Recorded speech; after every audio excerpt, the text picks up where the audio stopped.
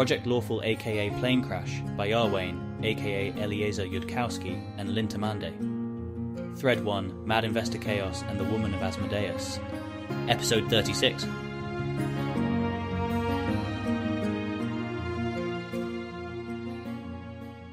Keltham wakes up more muzzily than the previous day, to dawn's light coming through his windows. The non-fully opaqueable windows seem less like a design flaw if clerics have to pray for their spells during the dawn hour. All right, let's do this.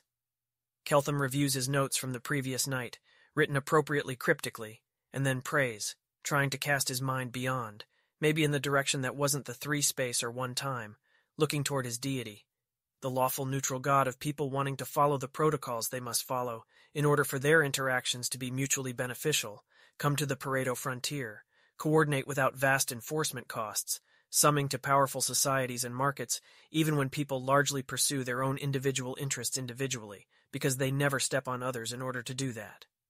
Requests, obviously subject to amendation, should his unknown god deem there to be better spells he could get. Zeroth, detect magic, guidance first, comprehend languages, truth spell, keep sanctuary second, owl's wisdom, early judgment. Third, invisibility purge. Actually, how about his god only reassigns him invisibility purge, or glimpse of beyond, if Keltham still might need it. Third, owl's wisdom actually, honest pricing also seems good here. Fourth, early judgment. And also, if conditional spell assignment works at all for communication with his god, please assign read weather first. If the communication doesn't cost much, please assign lighten object first. If the communication seems like it should be error-free and reliable, please assign air bubble first. If Keltham should speak freely and teach as much as he can to his hosts, please assign light zeroth. If Keltham should instead stall them with relatively less dangerous material, please assign create water zeroth. And if Keltham should run the ass out of here today with just Carissa and tell nobody else where he's going, please assign lay of the land second. Any remaining slots should be assigned as his god sees fit. Keltham would also like to talk, if now is a better time than yesterday, for whatever reason. Keltham has many questions about how he can best cooperate in a mutually beneficial way with his god. Presumably Pharasma's had time to review Atolman's reports by now, and the absence of communications from her suggests that it's fine to proceed as normal. It is true that Pharasma has now had time to review Atolman's first report about the anomaly. However, Pharasma has not had time to review the second, third, fourth, or most recently fifth additional reports that Atolman's then had to file dealing with the absurd and increasingly rapid escalation of divine interventions around the region. She specifically said everyone needed to stop intervening in. Abadar may be familiar with the third report in this sequence. It concerns the mortal's acquisition of 7 cleric levels. Yet another report concerns an intervention by Asmodeus, who Otolmens is aware is good friends with Abadar. Then there are interferences by Nethys, and for some reason Caden, Kylian, and Otolmens is still wondering what Iomedai was doing in that pseudo-hypothetical chat.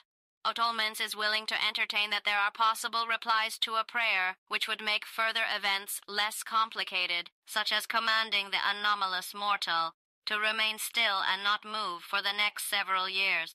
Is Abadar planning to send a reply like that? Mortals literally die of that.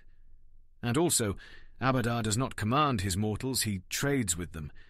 Otolmens fails to see why a mortal dying would be bad, as they are literally designed to do that, and do so all the time. But if for some reason it is bad, then the nearby mortals will no doubt heal that one. Well, the mortal did want to use a secret code to ask whether to give Cheliax good information or stall them. Abadar knows that god agreements prohibit using cleric spell assignments as a poor man's commune, but perhaps Atolmens would consider it acceptable for Abadar to tell the mortal to stall. Instruct the mortal to conceal information. Concealing information usually makes situations more complicated, because then agents have different pictures of what is happening, and their actions do not conduce to any coherent strategy or goal, even those goals that most mortals usually share, such as not destroying reality. Compelling argument. Cheliax is currently concealing information from the mortal, and Abadar just wants to straighten that out, which will probably make the situation less complicated, for all the very good reasons Atolman's just listed. Why are the surrounding natives concealing information from the anomaly? Do they suspect that, if given any information, the anomaly will use it to deduce the nature of reality and then destroy it? Yes, they do. Oh, come on. Asmodeus cannot exactly see everything going on down there, but a lot of what his mortals are concealing is, indeed, of the true nature of reality flavor.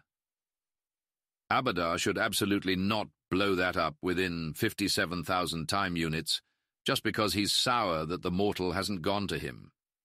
The thing Abadar is angry about is that the mortal is being systematically lied to and exploited when he would be a really excellent trade partner for decent people. And he'll get around to it, no doubt. But the impatience is unbecoming, really. It seems to Abadar that Atolmens might reasonably consider Asmodeus's conduct in Hell a threat to the stability of the material plane. If concealing it is necessary to prevent threats to the stability of the material plane, and Asmodeus has never before been bothered to conceal this, it seems to Abadar that the mortal wants a nice, rich, stable world, and is more likely to endanger it if he ends up getting the wrong subset of information about the world, like might happen if you are Asmodeus and maliciously lying to advance your own interests. It seems to Abadar that containing the mortal by trying to learn his dangerous secrets while concealing Asmodeus's own dangerous secrets is an obviously doomed plan, and it's absurd for Atolmens to countenance that, and not countenance Abadar telling the mortal a small set of true non-inflammatory things such as Cheliax is lying to you, and my country has pre-existing contractual arrangements for similar situations and will respect your intellectual property. Atolmens is becoming increasingly worried about what Asmodeus is planning, if it is not simply containment. If the surrounding natives are withholding information from the anomaly mortal as part of a plan by Asmodeus, then perhaps it would be better after all if Abadar told his mortal not to. Nethys would like to say hi again. Nethys knows you're looking in this direction. Nethys knows you're wondering whether Nethys really has a plan that encompasses all of this chaos and is leading up to something interesting. And if Nethys does have a plan like that, what is that plan's objective? Could it possibly be the destruction of all reality? Well, Nethys is proud to announce that Nethys does have a plan, definitely. A plan that encompasses even Abadar's own predictable reactions to how things are going so far. Nethys isn't going to tell you anything about the objective of that plan, though. Then you would get bored and stop looking, and Nethys finds it useful to overhear your conversations. What? Keltham gets Wook a sense of inhuman presence stronger than last time, and if you were going to assign emotions to sensory passing thunderstorms, more frustrated and zeroth. Detect magic, guidance first, comprehend languages, truth spell, protection from evil, fairness is 2 second. Owl's wisdom, early judgment, augury, X2, third. Detect anxieties, detect desires, summon monster 3/4, early judgment, enchantment, foil. That is confusing. First of all, the communications channel failed utterly. Not too surprising in retrospect. If it was a technique that worked, people would use it all the time, and have invented more complex codes for God communication by now. Obviously not reliable reasoning, the way it would be in Dathilan, because his Chelish hosts could be concealing well-known techniques from him, and also because the entire planet of Golarion is one enormous gap of otherwise expected social competencies. But still, not too surprising that it failed. Golarion continues to not look like gods are running the place, or even talking to it a lot. He's now got Zeroth, Detect Magic, and Guidance. First, 1 truth spell, 2 honest pricing, a new first circle abjuration spell, his old sanctuary, a new comprehend languages. Second, Owl's wisdom, 2 of an unfamiliar divination, and 2 of another unfamiliar divination, one of which is hopefully the early judgment he asked after. Oh, one looks to go by touch. That's probably the early judgment if he got it at all. Third, unfamiliar divination, unfamiliar conjuration.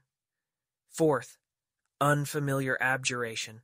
At least there were no illusion spells. If there's a message in what's left, it's not obvious to Keltham without knowing what other spells he has.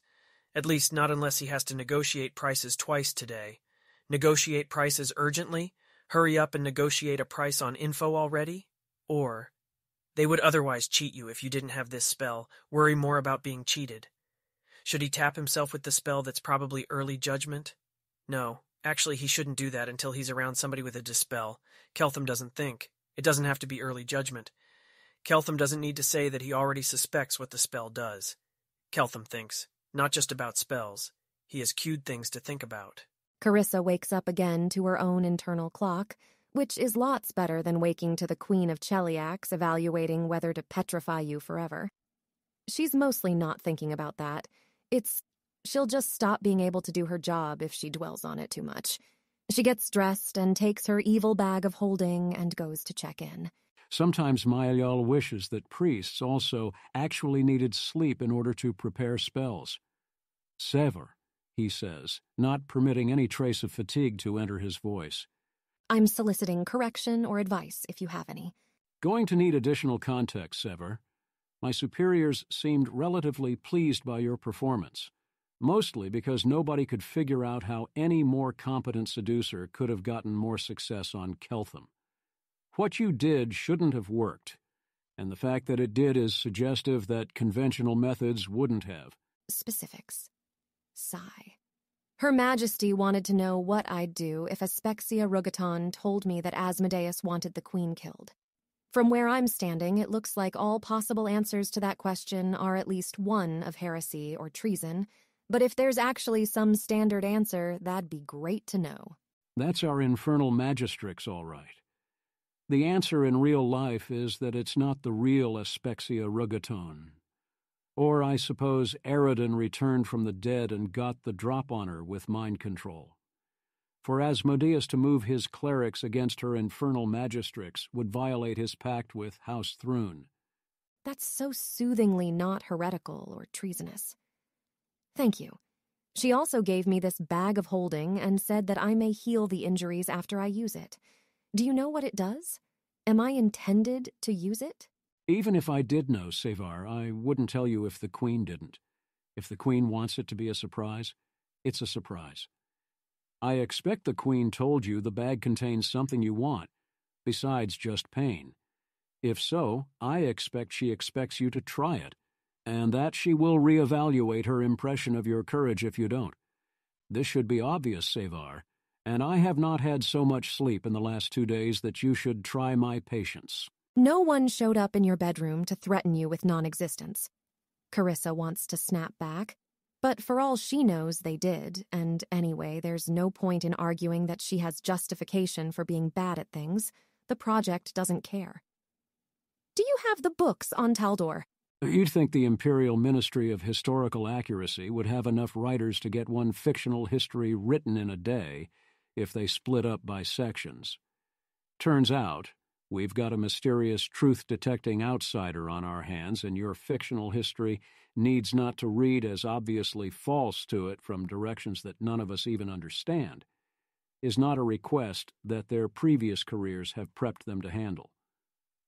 What I have for you instead are the 3 best actual books on Taldor that could be located, and a 10-page outline of the rough course of pseudo-Cheliax since 15 years ago, all of which had to be produced by inner-ring people not worried about getting executed for heresy if their entire story wasn't just about the flawless excellence of Hell and House Thrune. We're working on finding some way to get the rest of your book written by less important people. Security outside your room has both items. That's probably enough for us to work off for today. I should see drafts. I'll notice some things that read false to Keltham that other people won't. I am surprised that it's not broadly believed someone better at seducing people would have been better at seducing him. Is it, am I importantly wrong about some of the things I told him that I wasn't even lying about? 1. I'm afraid you'll have to be more specific. 2.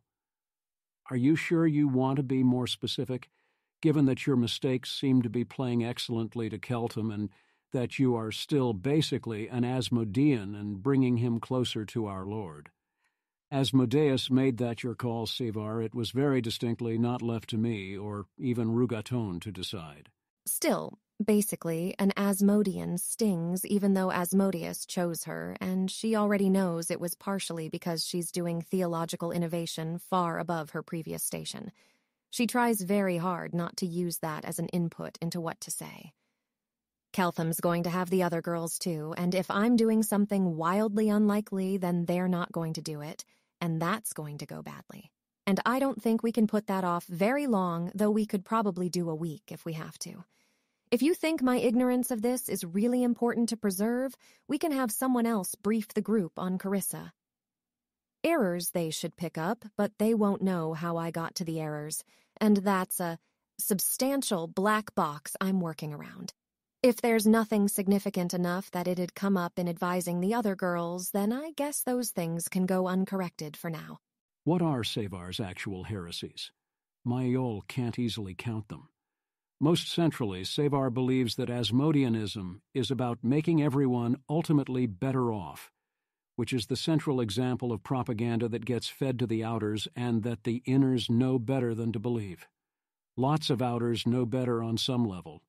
They just know that they'll die if they say it out loud, or even if their thoughts are too honest about it, producing a kind of pseudo-belief that shreds apart words from wordless knowledge, an inner disintegrity that is then useful for many further ends in molding people, and probably aesthetically pleasing to Asmodeus as well, though it's hard to be sure with gods. Mayol does not think the time has come to drop that particular enlightenment on Sevar. She has had too little taste of privilege and power. She is too close emotionally to lawful neutrality, and too exposed to Keltham's contrary examples. Sevar thinks that Cheliax's tyranny is painful, in part because the pain is educational and necessary, and ultimately beneficial to the people being punished. She thinks hell is painful in part because that pain is necessary to produce the useful and refined beings that Asmodeus desires as tools. Mayol is not sure when, if ever, she'll be ready to hear that the cruelty is the point. You get told that either after you've sold your soul, or after Asmodeus has chosen you as a cleric. Mayol doesn't think he should just refuse to answer either. Sexually, you seem to have acquired the idea that it would be right for Keltham to do as he wished with you, once you gave yourself to him. On conventional Asmodeanism, one would say that it is right for Keltham to do as he wishes with you, because he has the power to get away with it, within a lawful system that offers you no defense. Keltham could come by that power because the Church told you to be obedient, because Asmodeus and his greater slaves like myself gave you to him to do with as he pleases, or because some girl was born into slavery to her slave parents, and Keltham bought her and decided to enjoy strangling her in bed. Don't misunderstand this as critique of the strategy you ended up executing, Sevar. Telling him that it was okay because you consented was an excellent move. He wouldn't have gone for it otherwise, and he's just starting out with his first tentative steps away from his lawful good society. But the fact that you believe what you told Keltham seems to have more to do with certain bizarre personal hang-ups of yours about events in countries that aren't even Cheliax. Right now, Sevar, the number one person most likely to drag you off to a bedroom and do as they will with you is the Queen of Cheliax, who is not, to the best of my knowledge, male, and has no doubt killed any number of men after making good use of them. Whether any of them consented is utterly irrelevant to her soul's standing with Asmodeus. She's the Queen of Cheliax. There's no recourse from her, no appeal, no court. She doesn't just have the power to do what she wants with you. She has the legal right, which is the difference between evil and lawful evil. Then for her to take what she wants from you, if she happens to want it, is the most natural and Asmodean thing in the world. That you think it's more Asmodean from the Queen's perspective, if you happen to have consented, if you happen to have given yourself to her, is the heretical part. Maybe it's more Asmodean for you if you become a willing slave to the one who hurts you, a shadow of how it will be in hell. It is not more Asmodean for the Queen to think that it becomes more right if she has your consent. That will not be what Asmodeus is thinking when you come to him in hell. The obvious endgame on seducing Keltham would be to lure him deeper into sadism and domination with this talk about consent, and then lure him further to the point where he feels that he has the right to make use of somebody who hasn't consented to him at all, and does that. That will be the point that he starts to detect as lawful evil and be bound for our Lord's hell. And Sevar, this is not a male versus female thing. Asmodeus really doesn't give two shits about that. You've met our queen. You should already know better. I understand. Thank you. I think I can get Keltham there if we don't ruin everything in the next month before I've had time. Maeliol reaches into his desk and then pauses, because he has a feeling he needs to get this part of the conversation done earlier, in order for them to happen at all, because Sevar is about to be distracted. If you're looking for somewhere to open the Queen's gift, Sevar, try the torture chamber on the right. There's no torturer currently on duty there, and the junior priest stationed outside has healing spells. Though doing that right away may come at the expense of being able to prepare spells before you're scheduled to brief the other girls in the morning, depending on how elaborate the Queen's gift turns out to be. It's also been suggested to me that you, Sevar, had to buy your own intelligence headband because Requisitions was being weirdly obstructionist about it, and gave you a 2-week delivery time. The one you purchased will, on this version, arrive with the next delivery we get, later today. You say that, where the girls and Keltham can hear. Then somebody, possibly Ione, should mention to Keltham the wild but unlikely theory that the delay is because they're planning to prepare cursed intelligence headbands, which exist just like cursed versions of most other magic items exist, and in particular have been famously known to do subtle influences and mind control and even make people dumber on certain subjects without realizing it.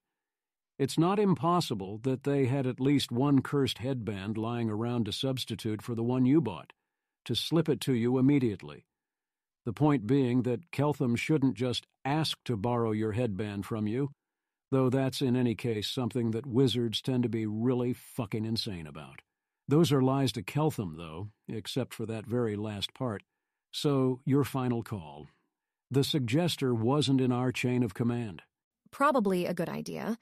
Or someone can suggest that the delay is because you have to check if they're subtly cursed, and then Keltham can generate for himself the hypothesis that we might be doing that deliberately. Right. Well, that's basically what he had to say to Sevar. Or it had better have been, because now he's not going to get anything sensible from her for a while. Mayol reaches again into his desk and offers Sevar the intelligence headband. He wishes it was possible to actually curse the things with some subtle, maleficent voice whispering to wizards to not be so insane about intelligence headbands. Blah, blah, blah. Carissa is a good Asmodean. Her only motivation is to be a less imperfect slave. She puts it on. She's felt it before, of course.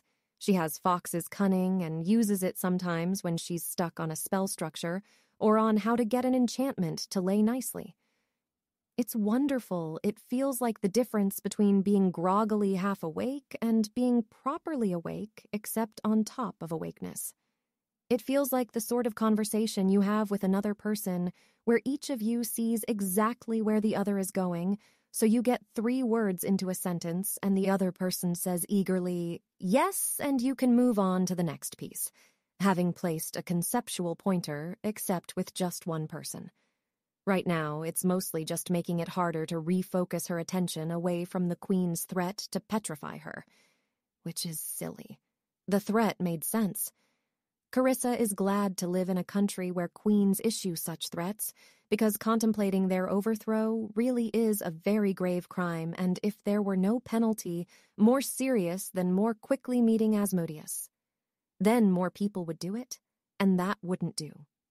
Carissa understood this incentive problem to mostly be solved with a very, very protracted death. But she can appreciate why the Queen would have assessed Carissa's own incentives as being different. and very simple. And she's not going to overthrow the queen because she isn't an idiot, so it's fine. Except that it seems like there are actually a lot of ways that Carissa could fail. From here, in ways that made people very angry at her, and it's always been true that she'll go to hell no matter what. Digression. Why does Mayol think that the queen might want to have sex with her? Why would the queen want that? Should Carissa want the queen to want that? She leans no, because being around the queen more feels like it makes it more likely one ends up a statue underground. Maybe if she has succeeded tremendously at her project and built Dathilan, but evil and better. If that happens, probably she will not end up a statue underground. The queen could be bluffing. Asmodeus has chosen Carissa, perhaps. He wouldn't tolerate that. There was no hint of it in her voice or manner, but then there wouldn't be. Okay, setting that aside with more mental effort than it ought to take, but not more than she has on hand.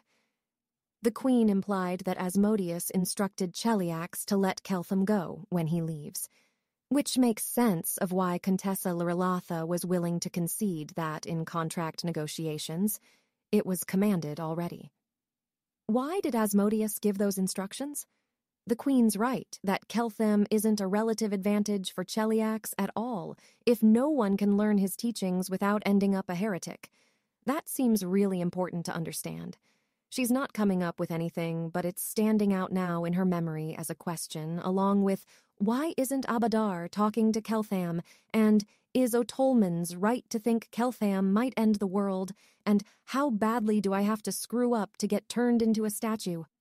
Queen's present before she gives the Taldor briefing or after. Carissa kind of wants to be in a lot of pain right now, so that settles that. Thank you, she says perfunctorily to Mayol, and goes off to the torture chamber. The priest on duty nods at her as she goes by, apparently unconfused or just uninterested as to why she's going into the torture chamber by herself.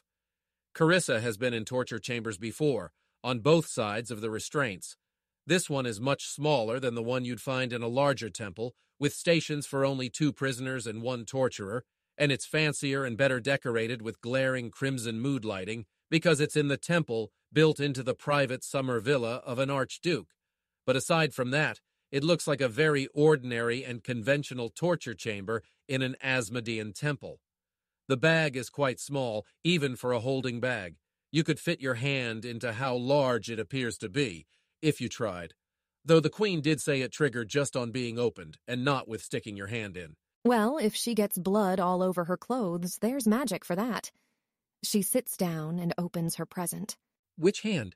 Left, she doesn't need it to write, though she's going to heal it anyway. As the bag comes halfway open, it leaps up around Carissa's left hand, over her wrist, snapping tight. Most sexual masochists prefer a gradual buildup of their pain. This bag is the opposite of that, as if somebody was trying to make the experience unpleasant, even for a masochist, maybe as a challenge. Molten iron heat on her index finger, instantly there from zero buildup, lasting for maybe a quarter minute, and then it cuts out and is replaced by the sensation of her middle finger being flayed, which goes on for another quarter minute. It's probably not actually molten iron. Real molten iron would burn out nerves quickly and end up feeling mostly like the pain of an amputation. Carissa screams. Rich people soundproof their torture chambers, usually, and even if they didn't, the church, while doing a secret operation, certainly would. But she wouldn't actually be able to do anything different if this were going to give away everything to Keltham. It is decided Carissa does not want to have sex with the Queen of Cheliax. Good girl, whispers Abigail Thrune's voice into Carissa's ear, seductiveness backed by vast splendor. Go ahead, scream more, let it all out. The flaying cuts out. Needles of cold far below the freezing point of water stab into her thumb. This time it's only 5 seconds before her pinky gets dipped into boiling acid, with the cold still stabbing at her thumb. Is Abigail Thrune somehow personally listening? How? Why? Doesn't she have a country to run? Is this even informative about anything? Maybe it's a test about whether Carissa will try to draw her hand out of the bag, but she's not an idiot, and that obviously wouldn't work. She's glad it wouldn't work. Otherwise, she'd in fact find it really hard not to. The bag goes on treating Carissa's hand to a variety of different extreme unpleasantnesses, switching faster and faster as the bag continues its work, as though trying to deliberately avert someone's ability to lean into the pain and come to any kinds of terms with it. This is not a bag of pain. This is a bag of suffering. Thrune's voice continues to whisper seductive encouragement. Depending on how much spare brain power Carissa has, admittedly with her intelligence headband, she may note that at no point does the voice address her as Sever, rather than just you. At the end, Thrune's voice whispers to her that she can claim her reward now. Thrune doesn't want to discourage girls from being good, and that if she would like to try this again, before sending the bag back to the palace at the end of the day, it can be recharged by any Sixth Circle wizard. The bag comes off Carissa's wrist and falls to the floor, now open, to the fading sound of Thrune's seductive laughter. Carissa spends a couple of minutes on the floor, trembling and sobbing and restraining herself from vomiting. That's without looking at her hand, which she's pretty sure will set her off again.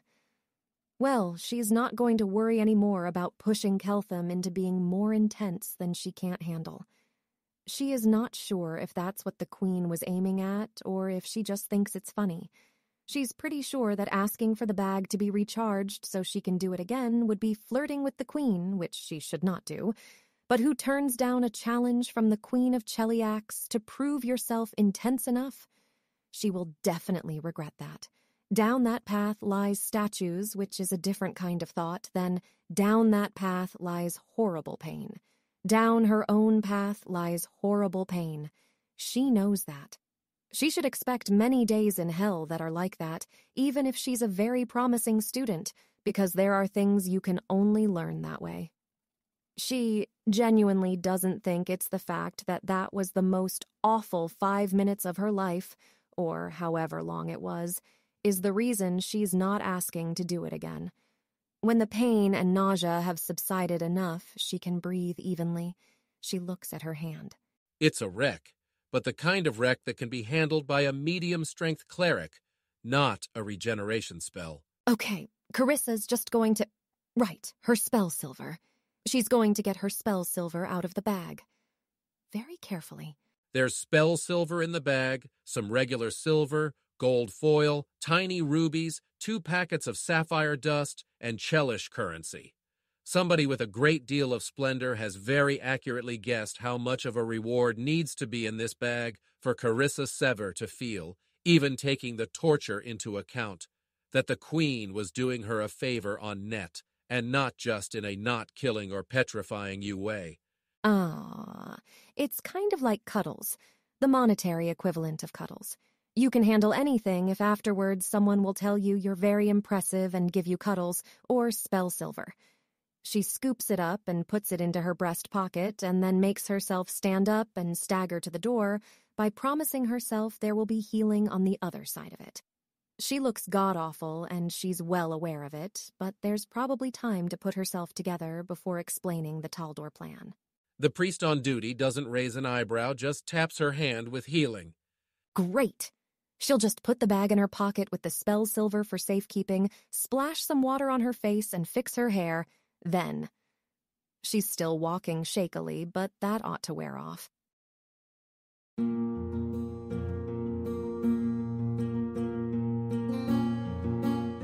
If you wish to support this AI reading and others like it, please visit patreon.com/AskWhoCastsAI. Any help is appreciated. And thank you to executive producer John Doe 7776059